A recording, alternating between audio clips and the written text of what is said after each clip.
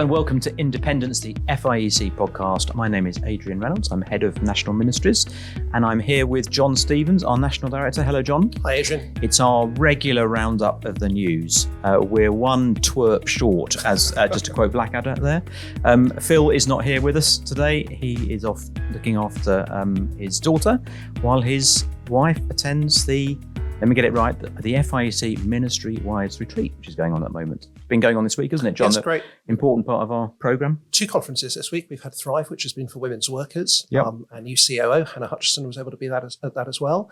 And then second half of the week, support for pastors' wives, led by our 2 kind of directors for women's ministry, so Eleanor McGowan and Rachel. And we're just delighted that we've had good numbers who have come to those kind of events, good reports of how encouraged they've been. Yeah. They happen every year, and you might think, well, the next one's a year away, which it is. But actually, if you're going to organise childcare, things like that, it's worth planning ahead. Just see if you can find time for either women's workers in your church or a ministry wife to come along. That'll be a great part of their growth and development and just spiritual care. Now, we're here to talk about the news, and so I think we'd start talking about Europe. John, if that's right, we've just come back from Poland, you and I. We've been at the European Leadership Forum in Wisła. I think that's how it's pronounced, in the south, could do my little compass, never eat shreddy wheat, southwest of Poland. Just tell us what the European Leadership Forum is, John. Yeah, the Leadership Forum, this was a conference, which was a gathering of about 700 or so leaders from across Europe. They really bring leaders together, and the goal is to encourage them and envision them for the work of the gospel across Europe. The vision of the forum is to want to renew the biblical church across Europe. Recognition that there are many places in Europe where there are tiny numbers of evangelicals. It's a struggle. And no resources. And no resources, yeah. So Southern Europe, which has been predominantly Catholic, Eastern Europe, which is communist and Orthodox, Scandinavian countries and Germany, where liberalism has been rife. Actually, in world terms, places where there is a need for the gospel. Behind kind of the Islamic world and Japan, Europe is really then the least evangelized sort of continent of the world. So that's the vision. And it's not just a conference. The conference is part of it, but through the year, there are all sorts of kind of groups, mentoring, other sort of more dedicated, focused events for people at different aspects of ministry, like, for example, apologetics. And so it's seeking all year round to equip and encourage leaders for the work of the gospel. And you and I were both leading networks there. So I was leading a network for leaders of Christian organizations, thinking about the skills of organizational leadership. I had a group of about 45 leaders from across Europe, helping them to think about how they can run their churches and organizations more biblically. And Adrian, what were you leading? So I was leading a foundations network for first timers, really, to think about some of the basics of leadership.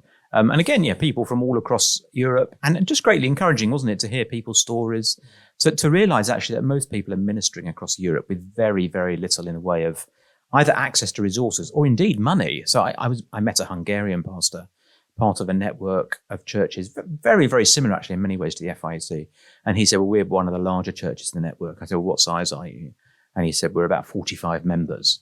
And it's just a reminder that there are lots of really good things going on, but it's tough actually being in ministry across Europe. We think we have it tough. But actually, we're greatly blessed, aren't we, in the UK? We are, and I think that's why we're particularly keen to want to serve there, is we've got much to give to those in Europe. It's always humbling to learn from their example of faith and service. I think one of the things that struck me this year was virtually everybody I talked to was speaking about growth. There were encouragements, church planting. So I heard about church planting in Athens, which was really encouraging, church planting in Italy.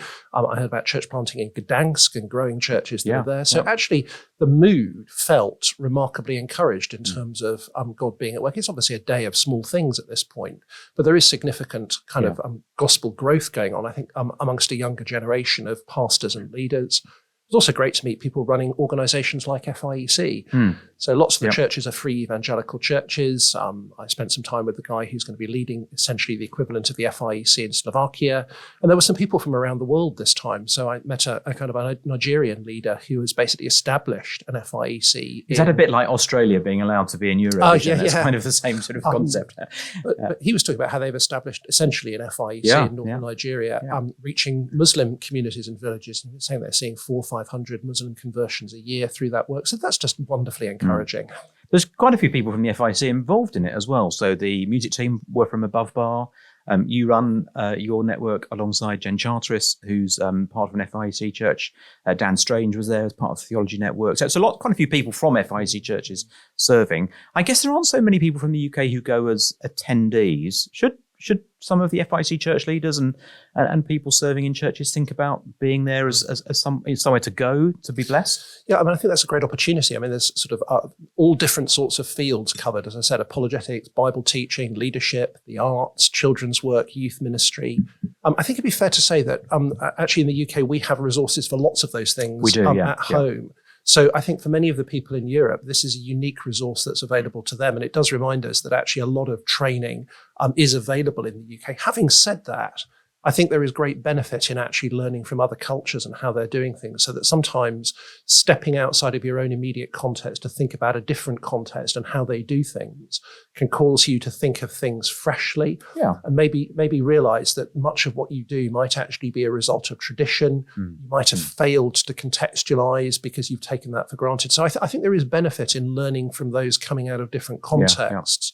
Who can put things into perspective and maybe provoke you to think differently. Yeah, it always challenges me where we draw the boundaries, because you have to think all the time about the people you're serving. They might be serving in not only a different context, but a different kind of church. And actually, it's just good to be able to get beyond that, isn't it, sometimes? And I just find it a very humbling thing. Now, I don't know if you noticed this, but as we were driving back to the airport, the speed limit on the motorway was 140 kilometres an hour. Which is almost 90 miles an hour. So it's a pretty high speed limit, I noticed. Although I did also notice that as the speed limit went down to 70, the car kept going at 140 kilometres an hour. So clearly it's not hugely enforced. Which brings us to the question of speeding tickets. Tale of two speeding tickets.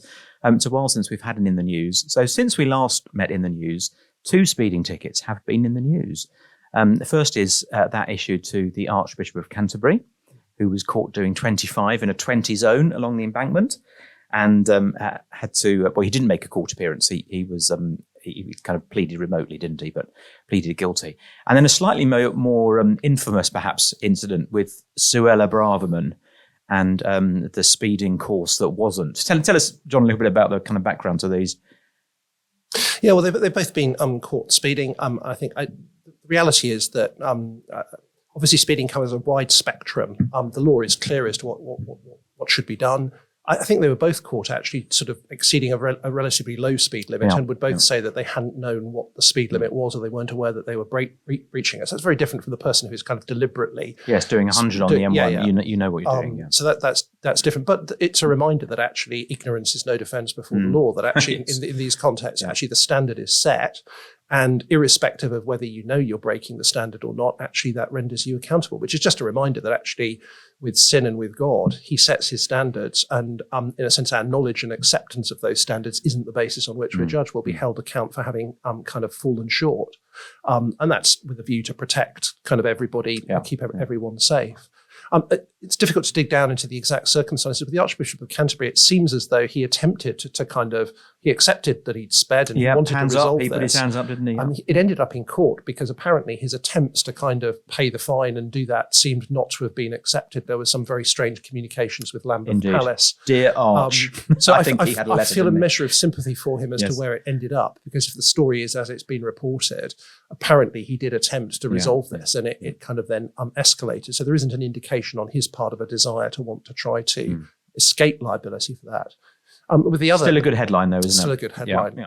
With Suella Braverman, I think the really interesting thing there is, again, she accepts that she sort of was speeding, and she was offered 2 alternatives, which is now standard practice for very kind of minor infringements of speeding, which is a sort of a speeding awareness course, which you have to pay to go on, but doesn't lead to points on your license, but you have to do it with other people, or you can accept the 3 penalty points, which will have implications for your kind of insurance premiums for a number of years. She wanted, in a sense, a private speeding course, because she didn't want to be sort of with other people. She didn't want to be noticed. She didn't want it to be a public story. So at one level, she wanted to, in a sense, almost find a way of hiding the fact that she had been caught and not to kind of associate with people in an ordinary way. And there's been some controversy over the extent to which she wanted to draw in civil servants to help with that. And then chose to take the points rather than the course because it would remain that privacy. So I think the really interesting thing there is the desire to be private, for it not to be known, to, in a sense, not have other people kind of recognize you. So there's a measure of might be shame, but it's more likely to be kind of public relations and not wanting to be exposed in that way. Yeah. And much has been made of whether that is, whether she broke the ministerial code in terms of trying to get people to give her special treatment and that sort of thing. Is that just a non-story, or is there more to it than that, do you think? Well, I don't really know about the ministerial code issue. It seems as though the Prime Minister has decided not to take action on that. Yeah. And I think from our perspective, it is this sort of a reminder that justice in the end needs to be done publicly and not done in private and not done in secret, and that people, no matter who they are, should not be entitled to special treatment that enables them to escape the consequences of their actions. So almost there are two elements there. Whether she's misused her government position, I think, is for those who are aware of what the ministerial code requires to investigate. I think the bigger picture is what looks like a common pattern in life, which is that people who are powerful, people who are celebrities, people who are rich, have an expectation that they will be treated differently and that they will be able to avoid the ordinary consequences of their action when they've fallen short. It's quite difficult to get down to people's motives, isn't it, in these situations? Because a lot hinges on, what was the motive behind something. I mean, even when it comes to speeding, was someone doing something deliberately and knowingly, or was it accidental? I guess in Bible terms, was it sin with a high hand or not? And actually, it is very difficult to judge that, isn't it? I mean, sometimes circumstance, does allow you to make a judgment, as we were talking about. If you're driving 100 on the motorway, it's almost certainly that you know exactly what you're doing. But 25 in a 20, it's very difficult to make a judgment about motives, which is why I think sometimes we think that the way that we can hide our motives from one another somehow also affects the way we can hide our motives from God. But of course, he sees everything, doesn't he? And I think that's the sobering thing about the gospel, and the gospel reality, or the reality that the gospel kind of reveals, is that actually you could even do the right things, but if you do them for the wrong motive, then the Lord still sees. Yeah, absolutely. Everything is evident to God. I do think as well in our culture, we've got this idea that my motive is what determines whether I'm really guilty or not. Yeah. And sin doesn't kind of quite work like that. The Bible's got two categories. There's kind of sort of iniquity and transgression. There's sort of falling short of God's standard. So God has set an objective standard, and to some extent, because we're created in his image, we have an awareness of what that standard is. And if we fall short of that standard, we're guilty before him, almost irrespective of our motives, almost irrespective of how hard we might have tried or otherwise, we've still fallen short of the standard. Transgression is another category, which is a deliberate crossing of a boundary. And actually, the way the law works is the law reveals what sin is, so that our falling short is turned into conscious transgression. Yeah. So there's a sense in which the more we know God's standards, the more we're aware of our guilt. But it doesn't actually make us more culpable before God. It doesn't in a sense make things sin that weren't otherwise. Right. That's why we need forgiveness. I mean, interestingly, in both of these cases, the penalty had to be paid. Do you think, this is a question perhaps just for our own heart, are we very casual about speeding? I mean, it is illegal to speed, and yet I've been in lots of cars with Christian leaders driving at extraordinary speeds. Are we too casual about that? Just think actually it's essentially law that doesn't matter, and we start making the categories. Is that right? I think there's a danger of that. And I think, many of us grew up in an era in which there weren't speed cameras. It wasn't sort of likely that you were going to be kind of caught. And we all have a temptation to think that we know what's best, we know what's safe, we want to make our own judgments. That's at the root of it, isn't it? So it reveals our degree of autonomy. Yeah. But I think there is a difference between the kind of the person who has totally ignored the law, and in a lot of instances, people who have been caught out because they weren't aware what the speed limit was. Yeah. So again, I think weren't paying attention. Robert Jenrick, the minister, was banned for driving for 6 months. Right. He was driving at 68 on the M1, but actually it was one of those controlled motorways, and the speed limit had been reduced to 40. And he would say, I wasn't aware that it had been reduced to 40. I was driving at 68, which was less than what I thought the speed limit was on the motorway, but he had still exceeded the speed limit by nearly 30 miles an hour. So again, yes, we mustn't be casual. These rules are given not to restrict us, but actually for the benefit of society as a whole. I mean, anybody on a speeding course will be shown the difference of impact and consequence if you hit a pedestrian below the speed limit and above the speed limit. That's what it's for. My favourite comment was from Eddie Marsan. I don't know if you saw this. He's a famous actor. And he wrote to, I think, the Times, or one of the newspapers, and said that he could understand Suella Braverman's reluctance, because he went on a speed awareness course, And he found it extraordinarily distressing because no one recognised him. And there we go. He thought he was more famous than he was. Let's move on and talk a little bit about Joshua Sutcliffe. This is a subject which we perhaps need to come back to because it has extraordinary ramifications for how we live as Christians and speak as Christians, and especially for us as ministers of the gospel. And those of us who are leaders in churches, how we encourage people in our churches who might be involved in public life in some way. Lots of people in our churches might work in the medical professions or might work as teachers or any sort of context where they perhaps are thinking, can I talk about Jesus or not? So just tell us a little bit about Joshua Sutcliffe. He's a teacher. This is actually going back to events that happened in 2017. So in some ways, it's kind of an old story, but it's only just come to a head now, hasn't it? Yeah, Joshua Sutcliffe is a teacher who's been banned by the Regulatory Authority for teachers from teaching in the future, subject to possibly a review in a couple of years' time. The heart of the issue is that he's a Christian who obviously sort of passionately disagrees with transgender ideology. So what he was banned from teaching because he had on a number of occasions misgendered a pupil. Yeah. So, which was those are the headlines we've seen. Those are the headlines that we've seen. Yeah. And that was seen to not sort of, in a sense, be respecting the dignity of the pupil. It was contrary to the policies of the school. So that's the headline story. So it kind of immediately appears as, here is Christian being mistreated or kind of victimized in some way for having stood for their belief about the truth. I think these are incredibly complex cases, and we need to recognize that. I'm on our podcast. This is an FIEC podcast, but an awful lot of what we talk about is not FIEC policy. We're just trying to reflect on these issues. And this is exactly an area in which evangelical Christians will have a disagreement of view. So his view was, I will not use the pronouns that the person wants to choose. Yeah, which many of us might have some sympathy with. Which some people might have some sympathy with. Yeah. He obviously felt that was kind of being required to lie in some way. There's a big debate at the moment amongst evangelicals as to whether or not they should do that. So Rosaria Butterfield, who's a famous kind of lesbian, become Christian, she has recently made very clear she won't use pronouns of people's choice. Matthew Roberts, Presbyterian minister in England, has written a new book called Pride, in which he kind of says that he's happy to use people's chosen names but wouldn't use pronouns. Is there is there a mismatch there? Well, I find that a difficult line to draw, but on one level, I think there's an idea there that the pronoun is saying something ontological about a person, that it actually is declaring that they're male or female, whereas names are just chosen. So this is some sort of cultural convention of the difference between names and pronouns there. But that very difference is the reason why evangelicals might take a different view. So if you use a person's chosen pronouns, are you really falsely witnessing against their ontology, or is that just a linguistic convention of how people speak to each other? So there's a massive issue there to be worked through, and evangelical Christians may well take different views as to what the right thing is to do in that may, of course, present that may be for us as leaders. That, just to pause there a moment, that might not just be how we equip people to live in the world. That might be an issue right in the church. If someone comes into church, we're going to have to face up to those sorts of questions, aren't we? We can't ignore those. Yeah.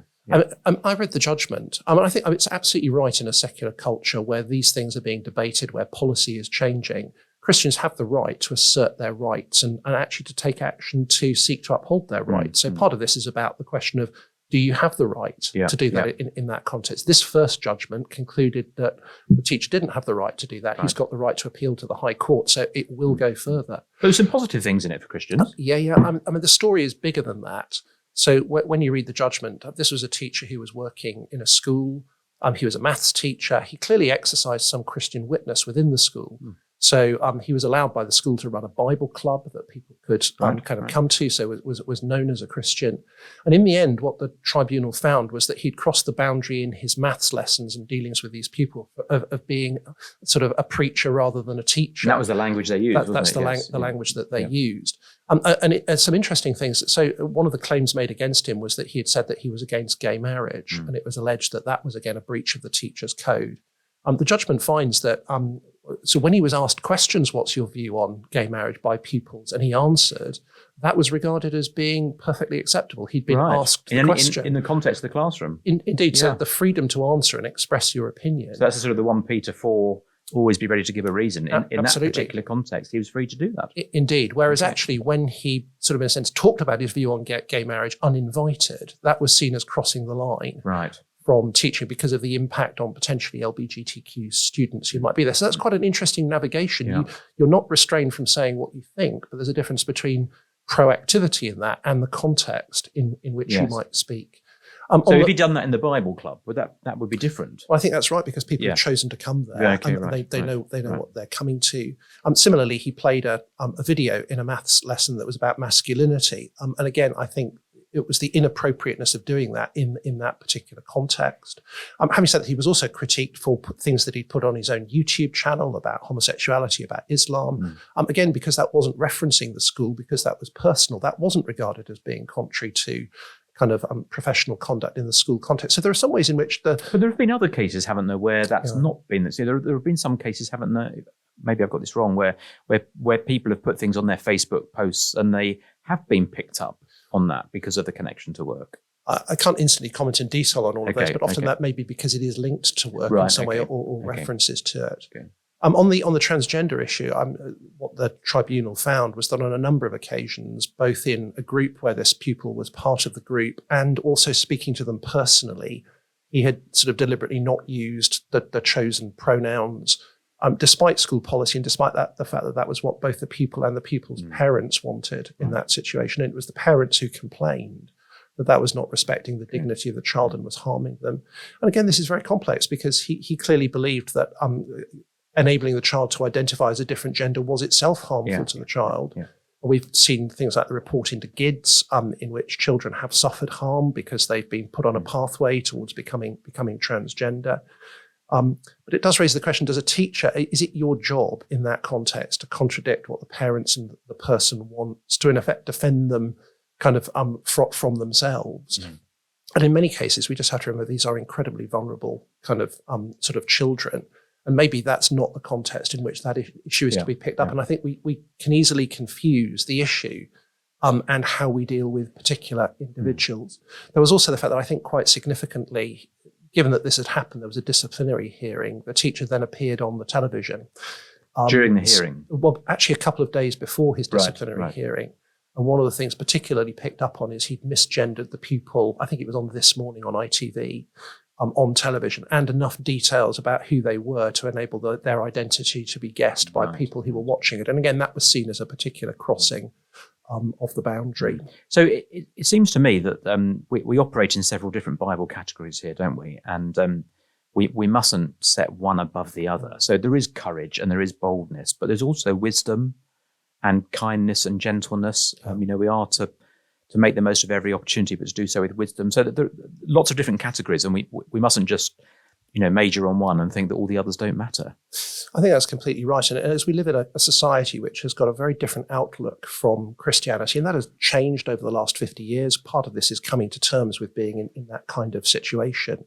There's that balance of standing for truth and being faithful witnesses to what we believe. Yeah. But does that mean that we have to always confront what the world does and what the world believes that's wrong in every situation? And I think, to me, we then have to reflect on things like Daniel working for King Nebuchadnezzar, being an administrator within the Babylonian government, being taught everything that kind of the Babylonians believed, Babylonian magic, Babylonian gods. Babylonian food. Babylonian food. Where do you draw the line?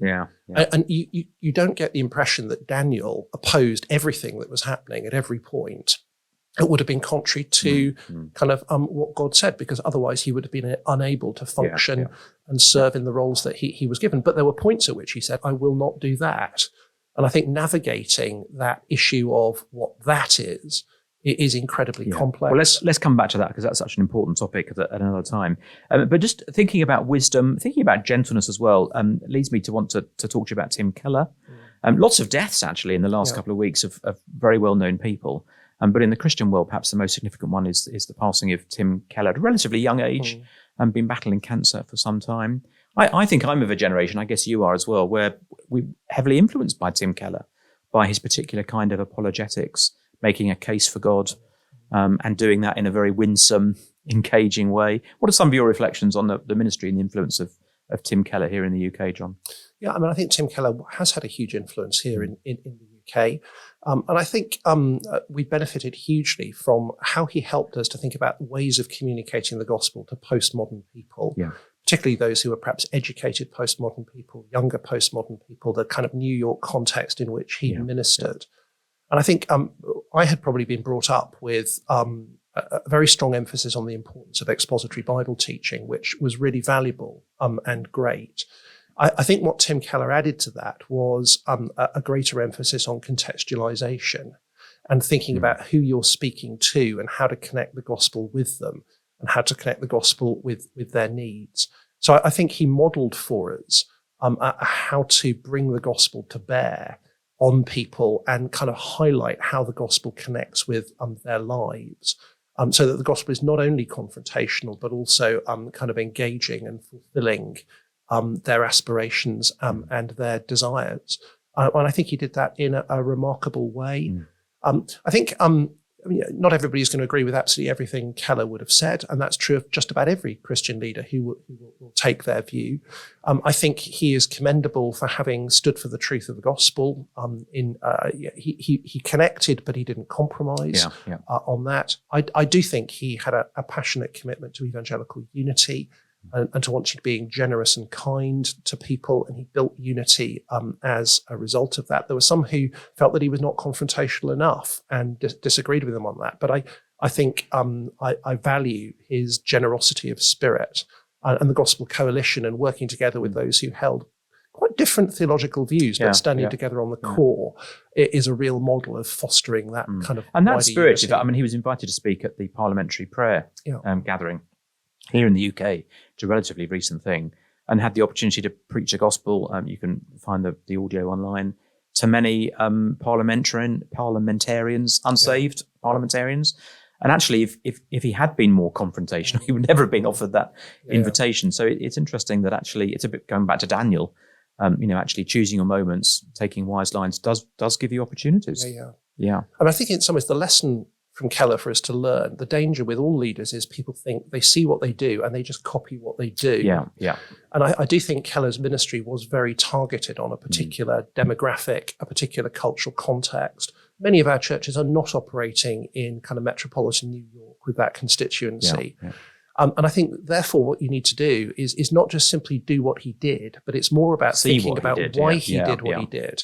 And the methodology and how he got there is actually the key thing that we can learn from. Because if you're ministering in a very different context, actually the way you might preach the gospel could look very different. But you're essentially using the same methodology to get there. And I think that's a great danger for kind of gospel ministers. Whenever they hear others that they like and whose ministry they appreciate, is they can tend to think, I just have to copy that. Yes, and end up being a poor imitation, which isn't even the right thing. And it just doesn't work where they are. And the reason is because the person has done such a good job of contextualizing the gospel for where they are. John, that explains why I don't see you in your black polo neck very often. It's not really where we are, is it? One of the things that Tim Keller, of course, is famous for is really focusing on idolatry as a paradigm. We could have an argument, I guess, about whether that's the only paradigm in terms of the sin portfolio, but actually that was a big thing for him, is identifying idols. And I just wanted to end by talking about a couple of idols, because it's just interesting. An idol that we hardly ever talk about: pets. Now, I don't know how you feel about pets, John. Do you know there are 54 million pets in the UK? I didn't know that, Adrian. 33 million of them are fish. Whoa. And I wonder how much of those are pets or just meals in waiting. I don't know. Anyway, 54 million pets. The reason this is in the news is because Pets at Home announced their annual results yesterday.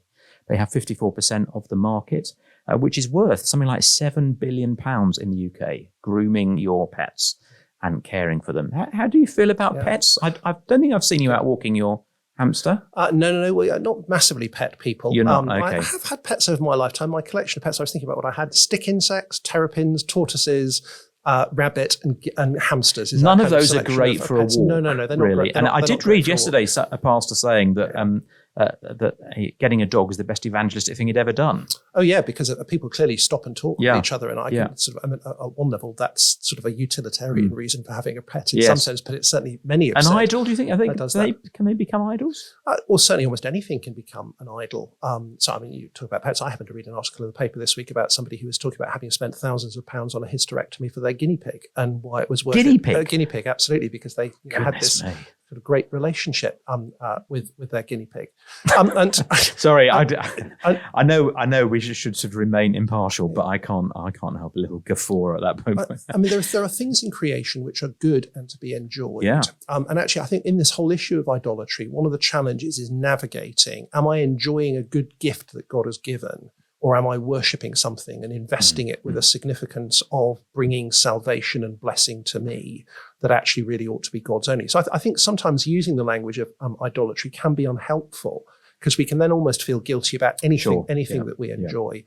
But yes, people can sort of seek in effect salvation, blessing, fulfillment from these things, rather than enjoying them simply as the good gifts God has given. Yeah. And I guess the fact that people like pets, they serve different functions, don't they? For some people, pets are comfort. Yes. So actually, pets are companionship. Yeah. Often they're undemanding, unlike people, and they love that about them. They feel they get unconditional love from their pets. To some extent, that's a slight deception at some point. So your cat really doesn't love you in quite that way, but you feel your that terrapin, however, I can't believe you had a terrapin. I was reading that somebody had a sort of an emu which was there to an emu to bring comfort, and actually therapeutic value of animals going into hospitals and old people's homes is well recognised. Yeah. And then for others, animals are a projection of themselves. So we read regularly in the papers terrible stories about dogs that attack people and kill them, often a kind of version of an American pit bull. And you feel that for some people, their pet is a kind of a projection of